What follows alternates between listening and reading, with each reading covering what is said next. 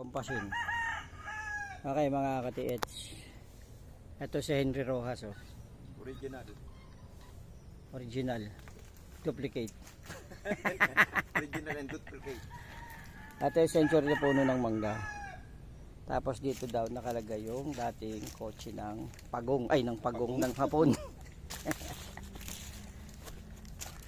Tapos ito yung coordinate marker niya na puno.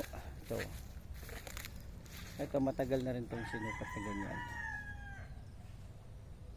So ito nakatapat to doon sa kotse. Okay. Akasya to, binonsay to kasi pinutol na yung mga sanga doon sa ibabaw.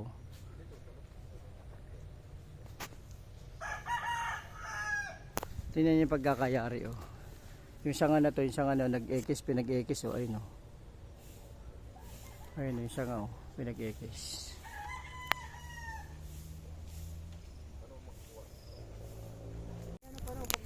So ito mga ka-TH, oh. Ang bearing nito ay 150, yung mangga 330, at yung lumang puno ng nyug na yun ay 60 degrees. So dito tayo sa sentro na yun, in between ng puno. Yan, dito tayo sa sentro na to. Itong kinakaupuan ni Brother David, dyan dati siya. Susunod yung abogado ko na pupunta rito, papatay na natin mga kapatid. Ito yung kotse. Yung kotse na kapag nakalagay.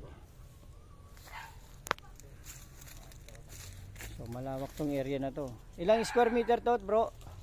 6,000 square meter. Magkano per square meter?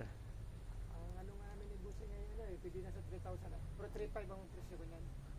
Mag-usap muna kayo, basta inaano ko lang. Kaya pakita baka mapanood, baka gustong kunin ng mag-aano abogado eh. Dito, ganda ng location dito ng bahay na daw. So malawak yung lupain niya.